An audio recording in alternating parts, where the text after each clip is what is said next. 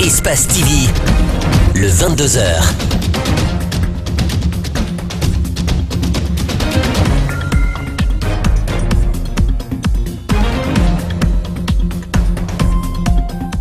Bonsoir téléspectateurs d'Espace TV, merci de nous choisir pour vous informer. Bienvenue dans cette édition dont voici le sommaire. Journée ville morte ce jeudi à Conakry à l'appel de l'opposition guinéenne. Elle a eu lieu au lendemain de la marche qui aura coûté la vie à un jeune homme contre toute attente. Leader politique, la police nationale, société civile, tous se sont réjouis du déroulement de cette marche malgré quelques incidents. Les manifestations se poursuivent du côté de Kamsar et de Kolabouni. On parle de dégâts matériels importants et de morts. Pendant ce temps à Boké, la ville où tout a commencé, le calme est revenu. Les équipes de la Société Électricité de Guinée sont toujours mobilisées. Déjà, la lumière est présente en dépit de quelques problèmes toujours signalés. Et pour la présidentielle d'octobre 2017, Ellen Johnson-Sirleaf, présidente sortante du Libéria, battra campagne pour les femmes candidates. Sur 20 candidats, seulement une femme s'est présentée. Elle a peu de chance, mais peut compter sur le soutien de la première femme élue chef de l'État en Afrique.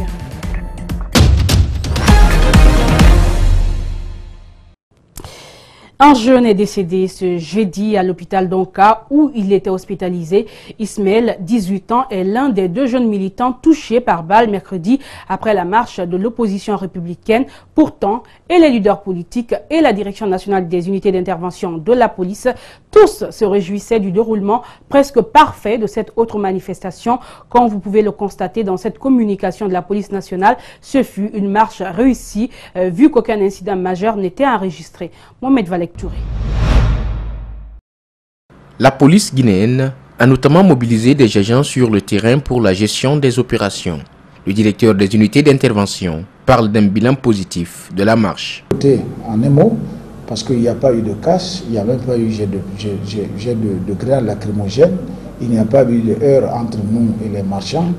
Et le chef de file de l'opposition est venu vers nous, a sympathisé avec nous. Les militants par endroits ont sympathisé. En tout cas au niveau de la police, tout s'est très bien passé. Dans cette marche autorisée de l'opposition, aucun incident majeur n'a été enregistré.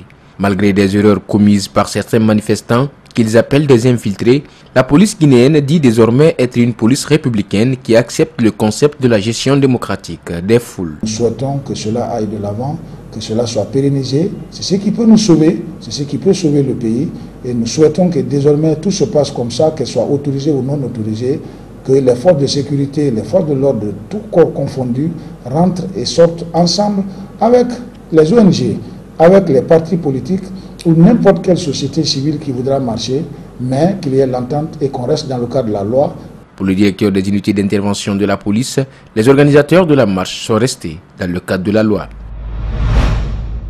Au compte des réactions et du côté de la présidence de la République, c'est le conseiller du président qui se prononce. Il parle d'une opposition en perte de vitesse, une opposition de mauvaise foi. Le reportage de Mamadou Salouba d'Aboubacar Din Kamara. La marche pour l'opposition républicaine, c'est le dernier recours à tous les problèmes. Une circulation perturbée et une méfiance presque totale sur la route Le Prince. Le parti au pouvoir ne voit aucune raison d'investir la rue et parle d'un acte de sabotage.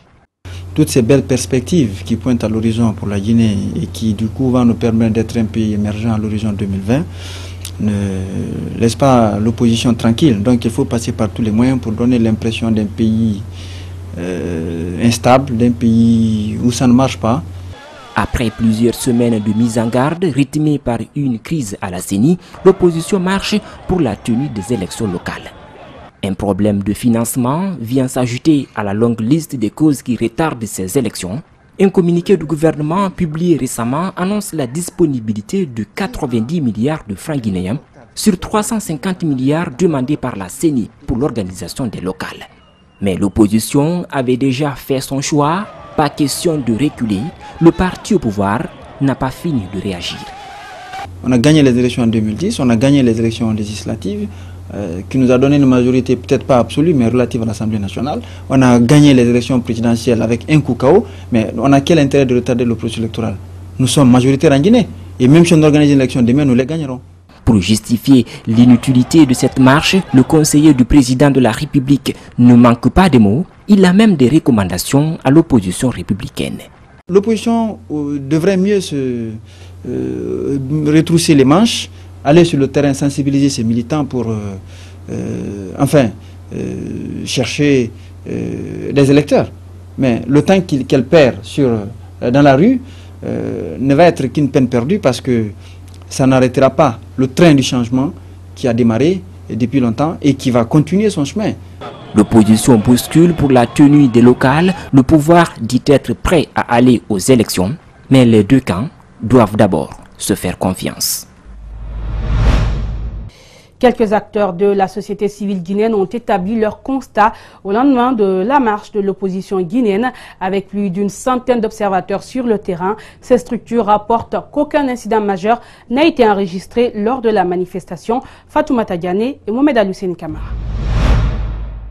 Selon les constats faits par les observateurs du ballet citoyen, cette journée de marche a été caractérisée par quelques incidents tels que les blocages temporaires de la circulation, les bousculades entre marcheurs et plusieurs accidents qui ont fait plus de 5 blessés. Mais ces incidents auraient vite été maîtrisés par les forces de l'ordre et l'équipe de sécurité de l'opposition.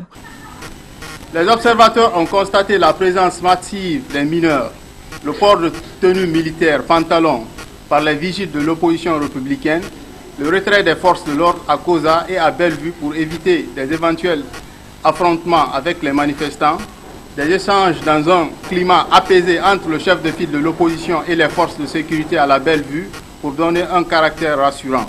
Du carrefour Koza, point de départ de la marche jusqu'à l'esplanade du stade du 28 septembre, où se sont tenus les différents discours, il n'y a eu aucune confrontation entre forces de l'ordre et manifestants, ni même la présence des contre-manifestants.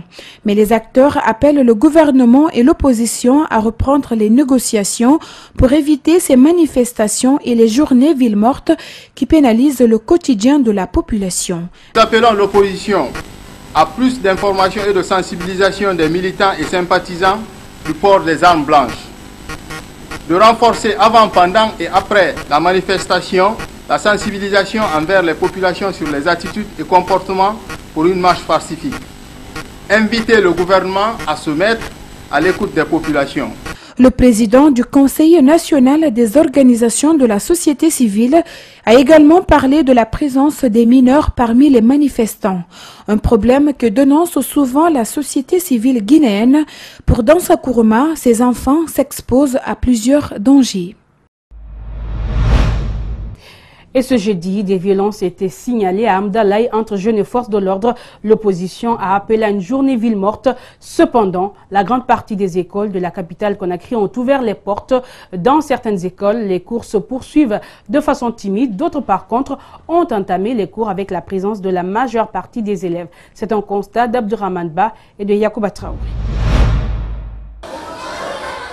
Journée ville morte dans la capitale, petite immersion dans les différentes écoles. Dans cet établissement de Koza, les élèves sont présents. À la direction, les inscriptions et réinscriptions sont en cours.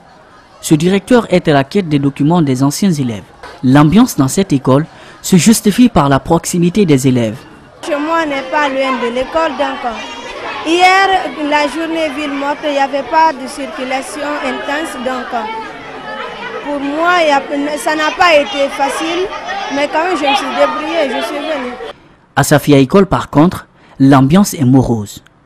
Malgré l'effectif réduit, le responsable sillonne les classes pour s'assurer du bon déroulement des cours. Vu ce qu'on avait l'habitude de recevoir depuis l'ouverture jusqu'à maintenant, pratiquement aujourd'hui, naturellement cela a impacté négativement le déroulement des cours. À Matoto, les cours vont bon train, comme on peut le constater dans cette école. Depuis officiellement l'ouverture, nous avons commencé le 25, vous avez vu, et jusqu'au jour d'aujourd'hui, nous sommes en train de donner correctement nos cours, vous voyez. Cette année, les écoles ont ouvert plus tôt que les années précédentes.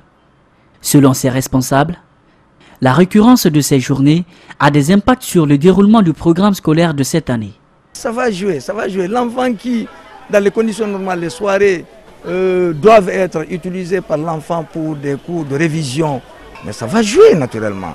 Ces mouvements-là, marche ville morte, ça peut encore jouer sur le programme scolaire. Malgré qu'il déplore ces perturbations qui impactent l'exécution normale des programmes scolaires, ces responsables reconnaissent la légitimité de ces mouvements politiques. Direction Bokeh, où le calme est revenu, la Société Électricité de Guinée travaille d'arrache-pied pour rétablir le courant dans les quartiers qui se trouvaient encore quelques jours dans le noir. Déjà, la lumière est présente en dépit de quelques problèmes toujours signalés dans la ville. Fodé Omar Kamara, Salifou Lifosissé. Pour décrisper la crise de Bokeh, 3 groupes électrogènes de 500 kV à chacun ont été acheminés dans cette ville pour satisfaire les attentes des populations. Après les études faites par les techniciens de l'EDG, 3 quartiers du centre-ville ont été choisis pour l'emplacement de ces groupes. Mais quelques perturbations sont constatées sur le réseau. Il y a certaines charges, notamment tous ceux-là qui font les travaux de soudure, de menuiserie, et tous, quand ils s'embarquent en même temps, ce sont des charges qui arrivent de façon accidentelle, ça peut provoquer des perturbations. Donc, vous vous rendez compte, et parfois il y a certains lieux, pendant qu'on fait les réglages, lorsqu'on ouvre un coffret, il y a des personnes qui viennent fermer ces coffrets-là. Et cela peut avoir un impact sur le réseau. Parce que nous faisons ça, c'est pour qu'il y ait une stabilité avant que toutes les charges ne viennent. Mais si dès le début, nous organisons, nous ouvrons certains coffrets pour que les charges commencent à venir progressivement. Après, d'autres viennent embarquer. Donc ça force un peu nos calculs. Dans la ville, les coupures intempestives sont répétées dans les ménages. Depuis le début, je crois on a eu le courant qu'une seule fois, régulièrement. Le reste, on a envoyé le courant une fois, pour juste 1 heure de temps. Ils ont envoyé le courant. Pour une deuxième fois, on a eu 2 à 3 coupures dans le quartier Tomboya. Pour renforcer la capacité de production, un groupe de 1250 kV est arrivé ce mercredi à la centrale thermique de Koulfanya et sera connecté à une deuxième de 1000 kVA. Comme vous savez, depuis la dernière fois, on était venu avec 3 moteurs de 500 kVA qu'on a insérés dans les quartiers en attendant le courant à la population pour pouvoir satisfaire la population. L'État a envoyé un moteur de 1250 kVA pour être installé ici à la centrale, à la place de celui qui est en panne. Et aussi, il y a un autre moteur de 100 kVA, de 1000 kVA qui est derrière aussi, qui va être installé. 1250 plus 1000 kVA qui vont être installés maintenant.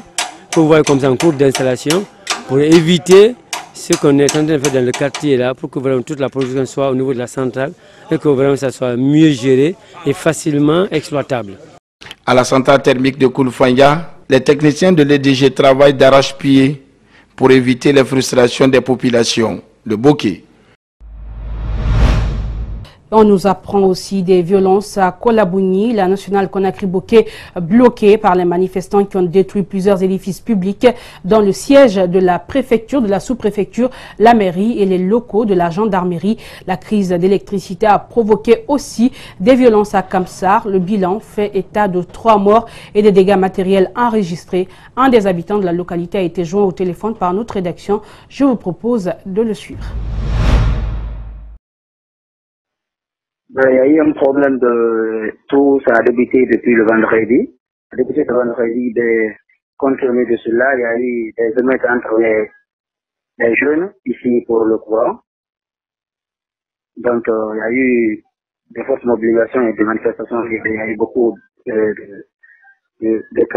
dégâts matériels. Parce qu'il y a eu même les jeunes qui se sont pris au rail sur la route du train, qui ont essayé de desserrer tout ça et les forces de l'ordre sont venues. Compte tenu de la manifestation, les forces de l'ordre sont utilisées de la force.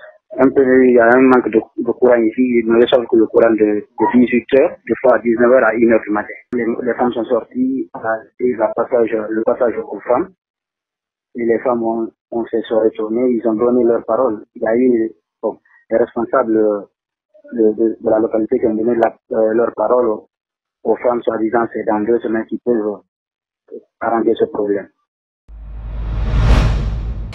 Et puis ce drame à Koundou-Lengo-Bengou, dans la préfecture de Guékédou, le vent a décoiffé plus de 150 maisons dans la nuit de mardi à mercredi. Des centaines de familles sont sans abri il y a 2 jours. Nous vous proposons ce témoignage d'un habitant de Koundou, jouant par notre rédaction. Pour la nuit d'hier, c'était maintenant vers 23h. Bon, avec la pluie à l'appui. Donc, vraiment, tout le monde était rentré maintenant. Bon, chacun était là, les élèves dans les logements, tout là. Donc, le grand vent là a fait beaucoup de dégâts. Il y a eu terminé de dire ça d'abord. Donc, on a réussi quand même des cas, il y a eu 3 cas de blessures et les 9 d'abord. C'est qu'on a réussi. C'est pas si grave. L'autre là, avec une pointe là, l'autre là, c'est le bois. On a fait la piqûre débutée. L'autre là, il y a eu un cas de choses. Lui aussi, c'est le bois aussi qu'il a frappé au niveau de la tête, là, comme ça, ils ne sont pas touchés. Oui, le sous-préfet, les autres là, tout le maire, tout chacun, ils ont passé maison par de faire des enquêtes là-bas. Quand même, ça s'est fait, mais cette année, c'est pire. Ça s'est fait des fois. C'est les bois qui étaient sur les riz là, les champs, les coteaux là, il y a des bois qui sont là, d'enlever ça maintenant. Il faut qu'on laisse comme ça maintenant. Les plantations, tout ça.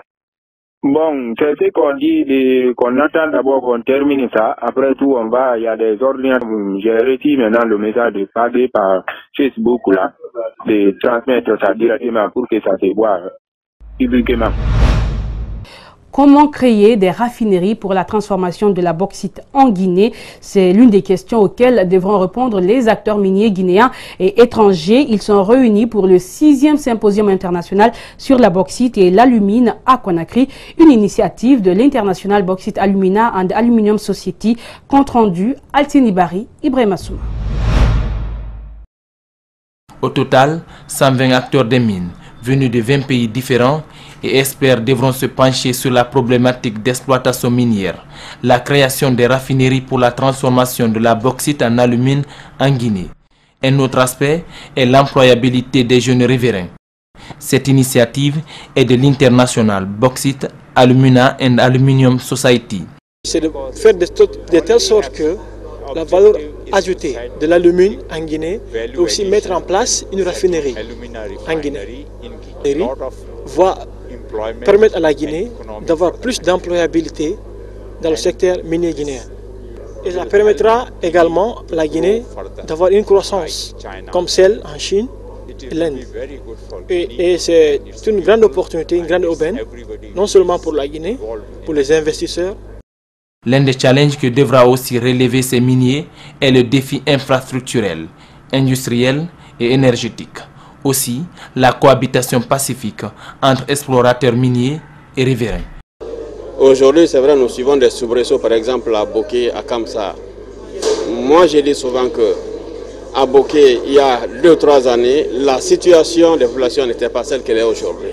Quand je prends le nombre d'employés de Boké et des associations de Boké qui sont parmi les employés des sociétés qui fonctionnent, qui évoluent à Boké, le pourcentage est autour de 80% des ressortissants parmi les employés de GAC et d'autres sociétés qui sont là-bas. Donc je considère que ce que nous faisons devrait permettre à ce qu'il y ait plus d'emplois, plus de revenus pour les populations et comme ça leur qualité de leur niveau de vie va s'améliorer.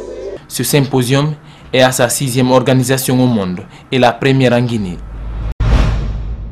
Le monde célèbre ce 21 septembre la journée internationale de la paix. Le thème retenu cette année est « Ensemble pour la paix, respect, dignité et sécurité pour tous ». Cette journée est consacrée à la consolidation et au renforcement de la culture et de l'idéal de paix à l'intérieur des États et entre les peuples. Mariam Fodé Camara, commentaire. Cette journée a été déclarée par l'Assemblée générale des Nations unies en vue de renforcer l'idéal de paix tant au sein des pays et qu'entre les pays eux-mêmes. Le thème de cette année a été choisi pour mettre à l'honneur la campagne Ensemble, une initiative mondiale des Nations unies qui favorise le respect, la sécurité et la dignité pour toute personne forcée par les circonstances à fuir son domicile à la recherche d'une vie meilleure.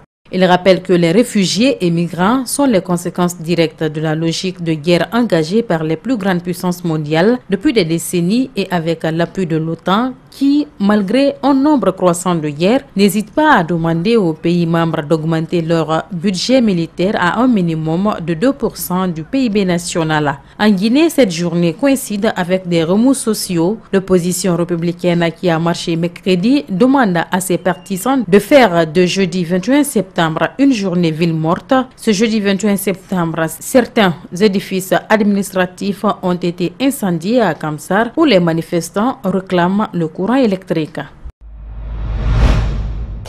La Fondation Santé et Développement Durable vient d'ouvrir les portes de sa polyclinique à Kirikila, c'est dans Dubrika. Cette structure sanitaire est un projet pilote dans cette commune qui va désormais répondre aux besoins des communautés avec l'appui de l'UNFPA et du ministère de la Santé. Reportage Malik Senghena Kamara.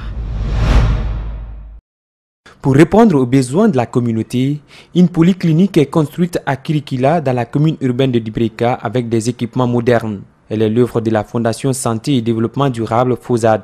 Ce projet va privilégier la qualité des soins en faveur des mères et enfants. Nous avons un air de responsabilité pour ces populations et les populations se par mieux connaître cette population. Si on ne connaît pas la population, il est très difficile de planifier et de donner des services à cette population. Avec ses blocs opératoires, ses salles de soins et un personnel qualifié, le projet comporte 4 composantes. La maîtrise du dividende démographique, dénombrement des ménages de la population cible, assurer la cartographie avec géocodage, l'analyse situationnelle pour déterminer les besoins sanitaires. Et c'est ça qui va permettre de savoir exactement la population.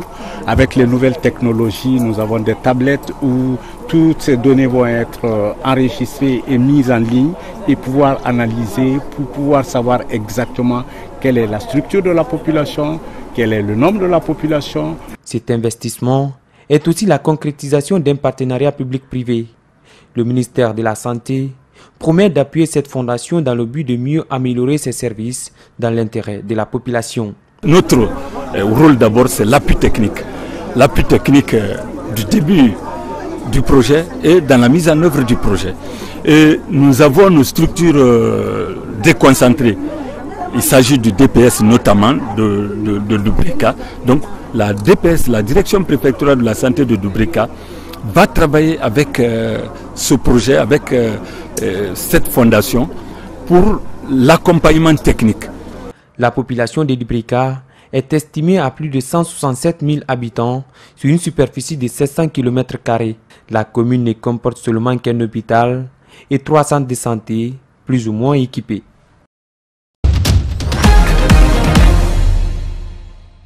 Et c'est la fin de ce journal. À tous, merci de l'avoir suivi. Merci à l'équipe technique, à la rédaction. Portez-vous bien et bonne suite de programme sur Espace TV.